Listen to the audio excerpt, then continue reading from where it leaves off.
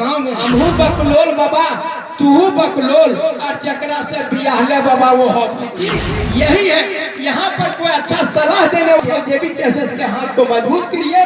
और मीडिया से यही बोलते हैं कि आप लोग जाइए, हमारे 81 वो एमएलए हैं, उनसे पूछिए एमएलए का फुल फॉर्म। बाहर के लोग हमें तवज्जो नहीं देते हैं, बाहर राज्य के लोग हमें सुनते नहीं है। लगेगा हम उनके टीचर है, वो हमारे स्टूडेंट है। सुन लीजिएगा, माननीय मुख्यमंत्री का भाषण सुनिएगा, कैसे लिया झारखंड। उनको बोलिएगा आप सबसे पहले ये नारा कब दिए हैं, और हमसे पूछिएगा, हम लोग दिखा देंगे। यहाँ जितने भी थाना है, मैक्सिमम थाना में चले जाइए, जो भी जमादार हैं, हवलदार हैं, पुलिसकर्मी हैं, वो झारखंडी मिल जाएंगे। लेकिन जैसे प्रमोशन की बात आएगी, सब यूपी बिहार वाले लेके चलेंगे। प्रोफेसर जो गैर झारखंडी हैं, कि हमने कहा कि गो बैक, आप चले जाइए, राज्य के नहीं है। क्या हमने डीसी को कहा गो बैक, आप हमारे राज्य के नहीं है, चले जाइए?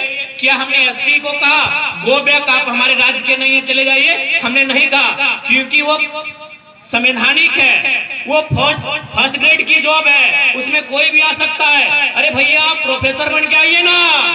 अब यदि पीजीटी का मास्टर बन के भी आप ही लोग आइएगा तो झारखंडी की घंटा बजाएंगे। कहीं ना कहीं जेबी केसेस एक आम व्यक्ति की जरूरत बन के आई है। जैसे अभी मैं अगर पिछले 6 महीने का रिपोर्ट कार्ड प्रेजेंट करूं, हालांकि मैं चाहता हूं कि ये काम हमको ना मिले, क्योंकि ये काम होता है किसी मजदूर की डेथ होती है और कंपनी को तालाबंद किया जाता है और मुआवजा की बात आती है। तो लगभग हम लोग 30 को रिजल्ट दिए हैं, लगभग 10 लाख, 12 लाख, 15 लाख, 16 लाख मुआवजा दिलाए हैं। आप उसी गांव में चले जाइए जहां मजदूर को मुआवजा मिला है। उससे 10 साल पहले भी मुआवजा मिला था, लेकिन 50,000 माने 25,000। तो आखिर मुआवजा में डिफरेंस क्यों हुआ? इसलिए हुआ कि जब आंदोलन होता था तो गेट जाम आगे होता था, मजदूर की डेड बॉडी आगे होती थी, लेकिन विधायक जी की एंट्री पीछे से होती थी। वो 4 लाख 5 लाख लेते थे, 50 शेयर मजदूर को देते थे। लेकिन जेबी केसेस ने एक नया रास्ता दिखाया है कि जेबी केसेस मीडिया के साथ एंट्री करती है, एकदम फेसबुक में लाइव एंट्री करती है।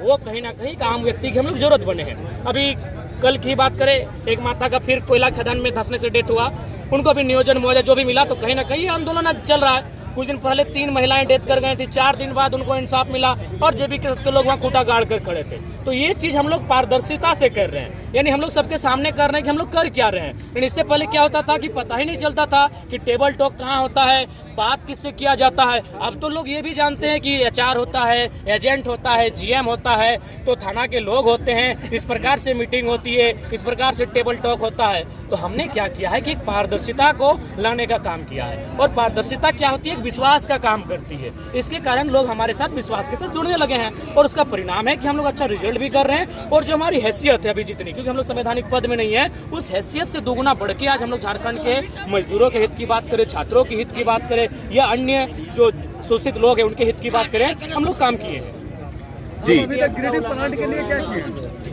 देखिए, सीएनटी का उल्लंघन मुख्यमंत्री इसलिए करना चाहते हैं क्योंकि मेरे भाषण को उन्होंने भी सुना है कि एक आदिवासी का जमीन आदिवासी खरीदेगा, लेकिन थाना के अंदर खरीदेगा। और मुख्यमंत्री क्या किए हैं कि थाना के बाहर जमीन खरीदे। थाना ने वो तो जिला के बाहर खरीदे हैं। घर उनका रामगढ़ है, जमीन उन्होंने खरीदा है कहाँ? गिरिडीह में, धनबाद में, बोकारो में, दुमका में और बहुत सारे जिलों में खरीदा है। तो ये क्या है, वो अपने आप को बचाने के लिए बाकी आदिवासियों को बलि चढ़ाना चाहते हैं, सीएनटी को उल्लंघन करना चाहते हैं। और अगर सीएनटी जैसे जैसे कमजोर होगा, आदिवासी मूलवासी का रक्षा कवच टूटेगा और यहाँ के लोग लगातार भूमिहीन हो जाएंगे, पलायन होंगे और फिर जो एक शब्द होता है गुलगुलिया बोलना नहीं चाहिए, उसी दशा में ये जीवन यापन करेंगे। आपका सवाल था गिरिडीह का। देखिए, गिरिडीह की जनता जब तक आंदोलन नहीं करेगी, क्योंकि हमारे यहाँ 24 जिला है, 264 प्रखंड है, 32 शहर गाँव है, 32 शहर समस्या है।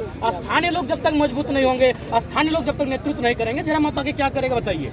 स्थानीय लोग मजबूती के साथ आगे बढ़े, हम आपके साथ हैं। जेबी केसेस क्या करेगी? पूरे झारखंड में अपनी पार्टी को उतारेगी?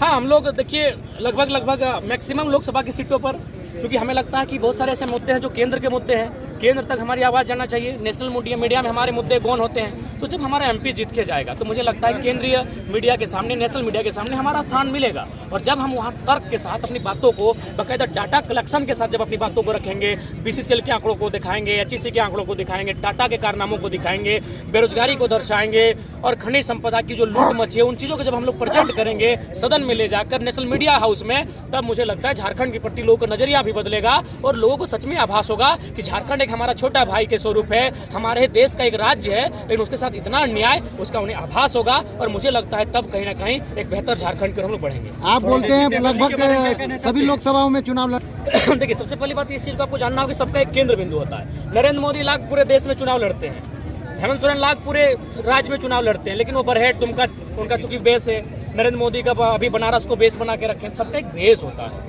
देखिए, चुनाव का मतलब क्या होता है कि आप शुरुआत एक जगह से होती है, लेकिन जब आगे बढ़ते हैं तो उसका प्रचार फैलता है।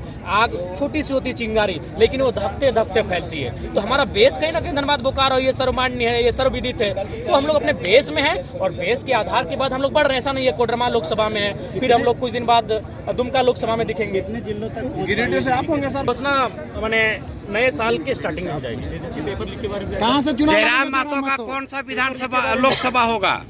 पेपर लीक के बारे में हम ये कहना चाहेंगे कि छात्रों के साथ इस राज्य में लगातार छल कपट किया जा रहा है और इसका कारण है कि जो लोग कभी छात्र जीवन में फेलियर रहे हैं, जो लोग कभी छात्र जीवन में मेहनत नहीं किए, संघर्ष नहीं किए, वे लोग नेता मंत्री बने हैं। घरों में 5 गो नॉन मैट्रिक है, तो छात्र की दर्द को वही ना जानेगा जो हजारीबाग के 10x10 के रूम में अपने शरीर को गलाया है, जो घर से चावल ले जाके रांची के हॉस्टल में पढ़ा है। आप मंत्री किनको बनाए हैं? जो 5वां पास किए हैं। तो छात्रों के साथ खिलवाड़ इसलिए हो रहा है कि पढ़े लिखे गवर्नेंस यहाँ नहीं है। तो छात्रों को भी ये भी सोचना होगा, आंदोलन भी करना होगा और पॉलिटिक्स के बारे में भी उन्हें अपनी सोच को मजबूत करना होगा। जयराम महतो कहाँ से चुनाव लड़ेंगे? देखिए, हम चाहेंगे उसके लिए आप मीडिया जगत के बंधु हैं, देव जी हैं, आप एक सर्वे कीजिए। का आंकड़ा बता रहा है ये कि हजारीबाग।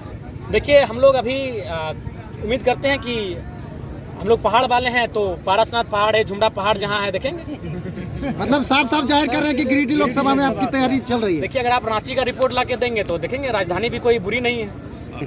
क्या जयराम महतो? अभी ये माना जाएगा कि गिरिडीह से तैयारी चल रही है। देखिए, तैयारी जनता कर रही है। हमने पहले ही कहा कि देखिए हम लोगों ने कि हम लोग थोपा हुआ लीडर नहीं बनेंगे। जनता जहाँ चाहेगी, हमें जहाँ उतारेगी हम लोग उतर जाएंगे, वहाँ से ही लड़ जाएंगे। अभी आप सेंट्रल में जब तक कोई तर्क से, देखिए सबसे बड़ा चीज है आज नेताओं का आप बयान देखते हैं, क्या बयान होता है? हिंदू मुस्लिम पे बयान होता है, इंडिया पाकिस्तान में बयान होता है। तो ऐसे बयान नहीं होने चाहिए, तर्क होना चाहिए। किसी भी पॉलिसी पे अगर चर्चा करो तर्क होना चाहिए। तो आज तक मेरा मानना है कि झारखंड में कोई लीडर का माइंडसेट ऐसा है ही नहीं जो तर्क से वो प्रेजेंट कर सके कि झारखंड की समस्या क्या है। तो झारखंड की समस्याओं को जब वो रिप्रेजेंट करेगा, लॉजिकली रिप्रेजेंट करेगा, जब माइंड एक्ट की बात करेगा, जब लेबर एक्ट की बात करेगा, जब डिस्प्लेसमेंट एक्ट की बात करेगा, तो मुझे लगता है कि जो समस्या पभरत की बता रहे कोडरमा में, वही समस्या कोयला की धनबाद में है, वही समस्या गिरिडीह की पत्थर में है।